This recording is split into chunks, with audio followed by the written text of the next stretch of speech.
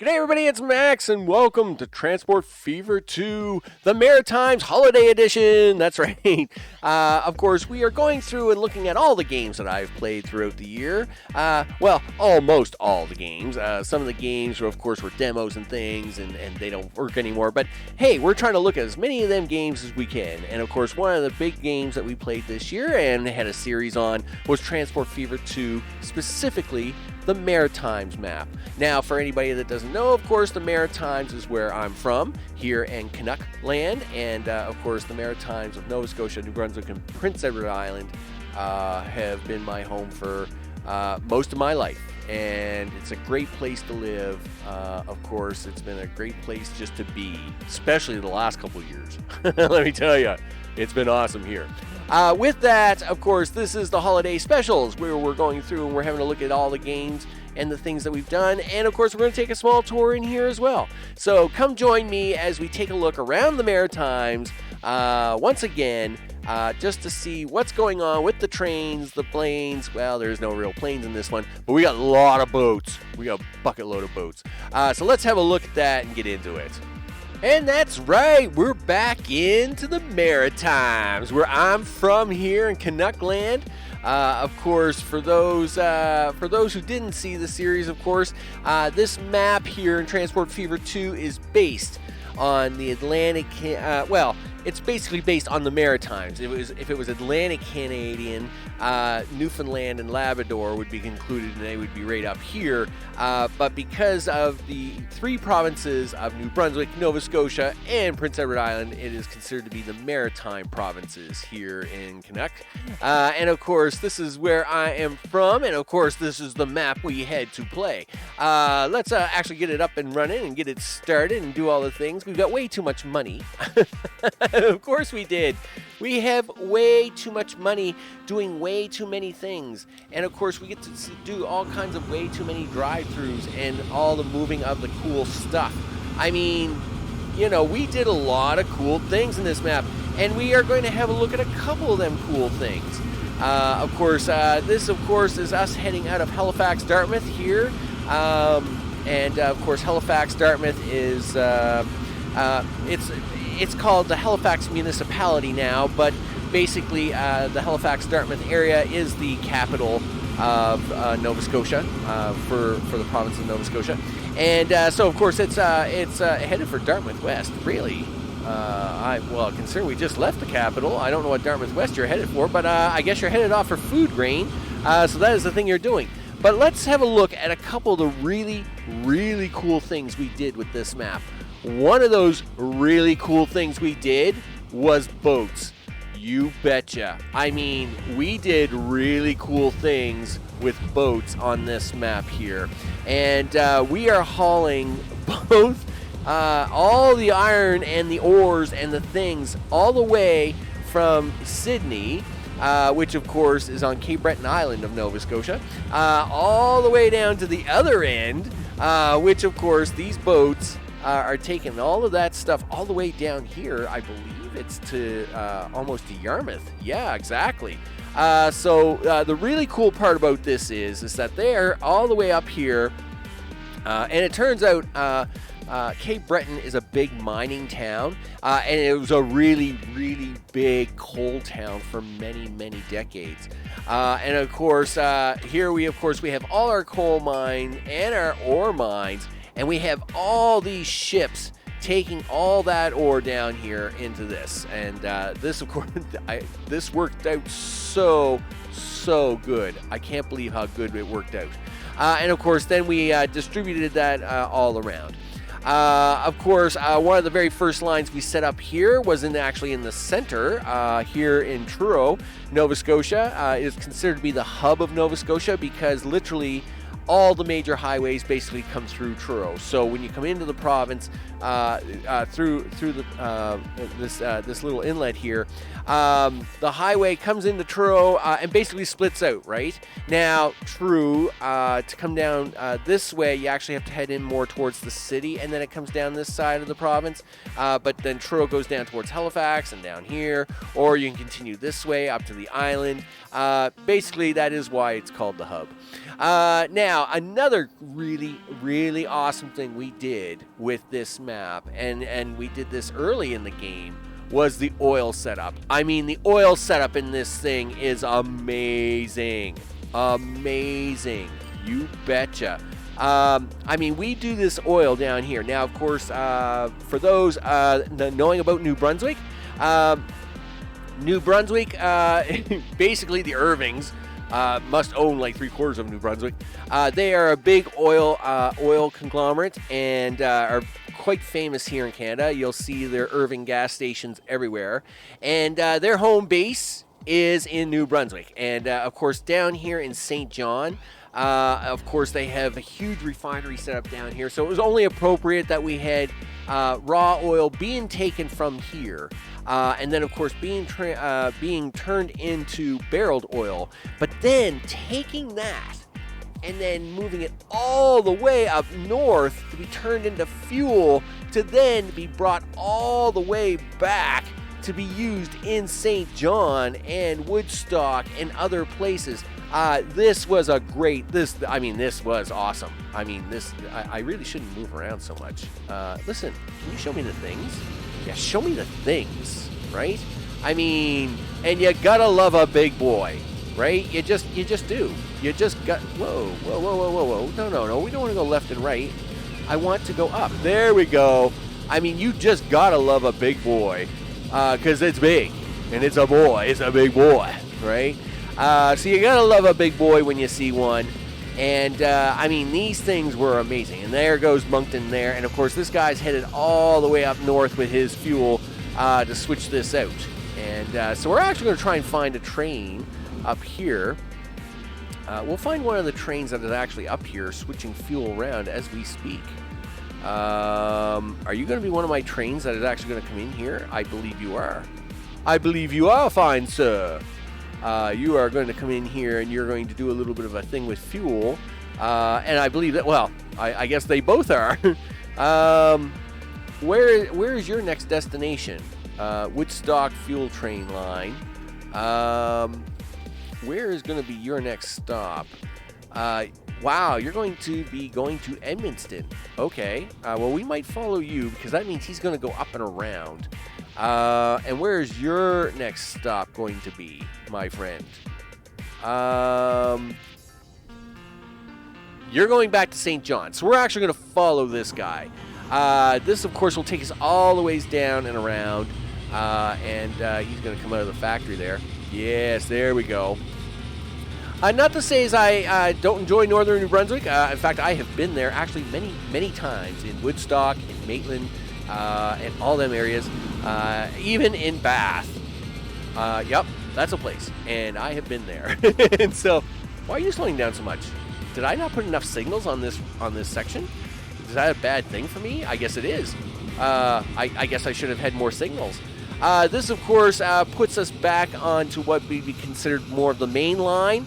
So now that we're coming back into the main line itself, because that was a side line, of course, to get into that. And now, of course, we're running the fuel down in here towards St. John. Of course, St. John's going to take all this fuel. It's going to be awesome. Meanwhile, yeah, that train is getting a bunch of wood. You got to love big boys running around everywhere. It just makes everything so much better. But we got this guy. He's coming in here big and strong, and he, of course, is going to make a big stop in here in St. John and then run himself back down to pick up more oil. Because that's what he does. And as you can see there, he is loaded down. He's got his 144 on. He knows what he's carrying, right? As he comes whipping in here into the wide junctions of St. John, right? And, yep, there he goes. Doom. Hey, there we go. He's going to empty off. And now, of course, he is now going to swing around and head in to the exchange, right? So, of course, he's got to swing all the way back down here and head towards the southern tip of the province. And then, of course, this is where he goes in. He's going to pick up fuel, and this is where they do the double shift here, right? So, of course, as you can see, trains are in there. They're taking raw oil in. Oh, that was a pretty quick stop for you, dude. They are taking raw oil in, but then, as you can see, he's coming right back out. He's going for more raw oil. They double dip this. This is a double dipping scenario here. So they actually come in here and they double dip that oil to be refined, so as they're not running empty or only half full for very long. This was another great thing that it did. And of course, that is another option that we did with this map, and it was really cool. Now, PEI, Prince Edward Island, being as small as it was, one of the things that we did do was a great trucking industry with the food source on this island. And of course, we had the 2 farms here, but the funny part is that we also managed to get set up with the trucking industry, the materials plant, which of course allowed Summerside to grow just as well as Charlottetown did with the food, which was a great side note. Now, Charlottetown and Summerside, they don't have really trains, but we gave them trains anyway. Gosh darn it, because it's Transport Fever 2, and that's what we do. We give everybody trains, and sure enough, they got trains. They got this little shunter guy who runs back and forth between Charlottetown and Summerside, and of course, this is the tourist route, by the way. They take the tourists can ride the tourist trains, because PEI, of course, is a big tourist province. It's got beautiful beaches. It's got a lot of great different entertainment attractions. Of course, it's got Anna Green Gables. Yeah, you can't go wrong. And of course, so we have these little shunters going back and forth, and I mean, these things make money. They make money. That's what we do. We make money in this game. In fact, you know what? We should be able to call up the Profitron here. Yeah, the finances and the things. As you can see, we make lots of money. You know, we're making almost $100 million a year. I mean, you can't do much better than that. Well, I mean, you can. I mean, you know, no, that's industry statistics, the town statistics. Well, you know, we'll actually look at these for a second. Of course, the cities are not in conjunction of their actual growth. So if we have a look at size, Fredericton is the capital of New Brunswick, and so it is kind of kind of around there. St. John is another major city in New Brunswick, so it too kind of holds its thing. Dartmouth, of course, is, like I said, the Dartmouth-Halifax region is, of course, very, very big on each other, but Halifax is kind of down here towards the bottom, which in reality, it has almost, you know, well, between Halifax and Dartmouth, I mean, it has like 500,000 people. Of course, Amherst is not nearly this big, and neither is Windsor or Truro, but of course, here in Transport Fever they are, because they get to have all the things. That's vehicle statistics, and we know about the vehicle statistics. Let's have those line statistics. There we go. Let's bring up all the profit of the things. Where are the biggest winners and losers? As you can see, there's only a little bit of losing going on at the moment, and that is the Fredericton Brick Train line, and that's because it probably has either gotten caught up somewhere. Ooh, yeah, it's definitely gotten caught up somewhere. Oh, okay, it's coming back down again, though. It's coming back down again. Now, the food truck line and the Edmundston food truck line, we always knew these were always going to be slightly problem areas because they butcher each other a little bit. It's just one of those things that happen. And you notice that the train that brick line has now gone into profitability. We always knew these food lines were always going to be a little bit of a hassle, just because of the way they work. And that's because once we started adding in all these extras, they were going to start butchering from each other. And remember, you can only kind of rob Peter to pay Paul so much before it actually starts to impact other regions. So we've got these farms here, but we've got 4 towns. We got 3 farms feeding 4 towns, and the game usually doesn't like to do this, right? Let's be serious on that. So we've got these 3 farms. They're all sending to food processing, and then the food processing is having to do a lot of divvy up, right? There's a lot of divvying going up here, and it can only do so much divvying before it kind of gives up and says, you know what, one of these towns is going to have to lose, and that's what happens. But for the most part on the Profitron, of course, all the money's being made. We've got money's being made in wood and steel. Of course, the oil trains are, being a little fussy at the moment. But that St. John's train, fuel trains, they're running their 5-6 millions. The passenger trains, of course, the Nova Scotia New Brunswick train passenger lines. That's the one that runs all the way from the north here in Campbellton all the way down into Halifax, and that's that goes all the way through these cities here, through here, and here. That would be considered to be the Via Rail line of Canada. And of course, as you can see there, it's massively making money. Of course, it's doing the monies. Each province, each of the two larger provinces of Nova Scotia and New Brunswick have their own circular train lines. Of course, being run by Alcoas because they are awesomely cool. Because that's what we do with awesomely cool trains. We run them. And look at that. There goes one now. You betcha. I guess I should... look at this. Oh, this is special. Nothing like getting a big boy and an Alcoa together. That's a treat and a half right there. Look at that. Zoom. Oh, we're even going to get a double parking job here. That's nifty. Oh, it's a race. Oh, that's right. He's done his St. John delivery. He's off. But, of course, this guy, he's heading off to Fredericton, and then, of course, he'll be heading off to Edmundston. These guys are making good money.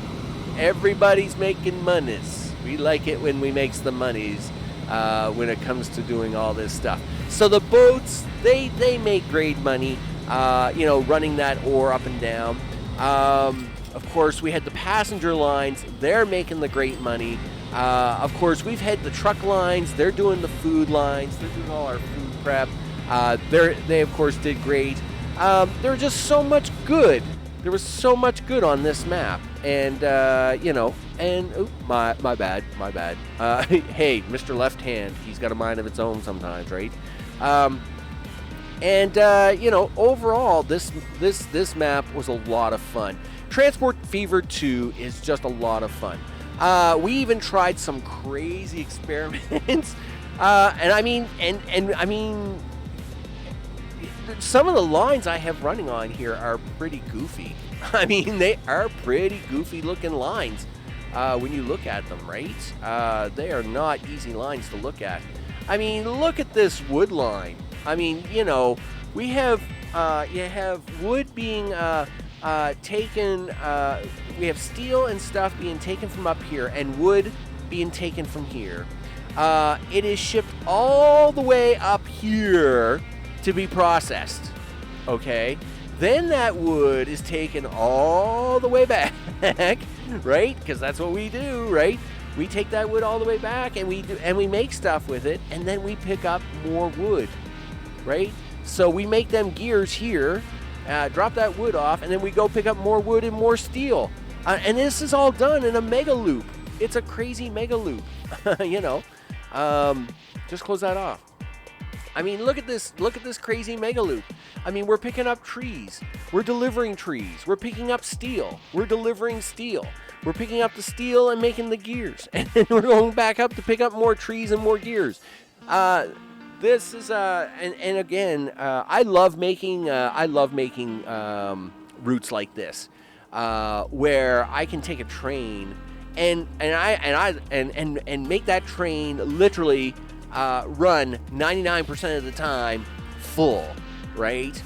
Even with the challenges of Transport Fever 2, where they don't allow, where they didn't allow the selection of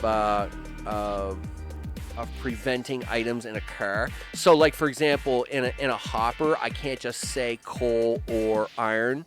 It will take whatever it wants. I think that is a bit of a mistake from Transport Fever 1, but you know what? Hey, I don't make the games, I just play the games, right? And look at this guy. See, he's coming in here. He looks like, oh man, I'm losing money. No, man, you're not losing no money. You're about to drop off. You're about to make me a bucket load of money, right? Go ahead, drop off. Watch this. Boom. That's right. $1.5 million. You just made me money. Because that's what they do. That's what everything does on this map.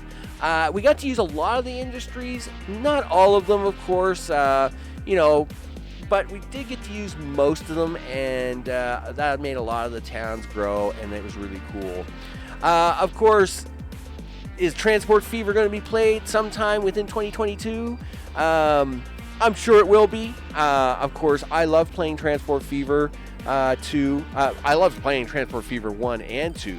Of course, they're both great transportation games, great logistics games, and of course, I'm sure it will be back on the channel at some point in time throughout the year.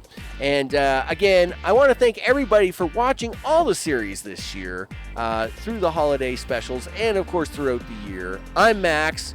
This, of course, has been Transport Fever 2, the Maritimes, where I'm from here in Canuckland. And happy holidays to you and yours, and I will see you on the next one. Take care.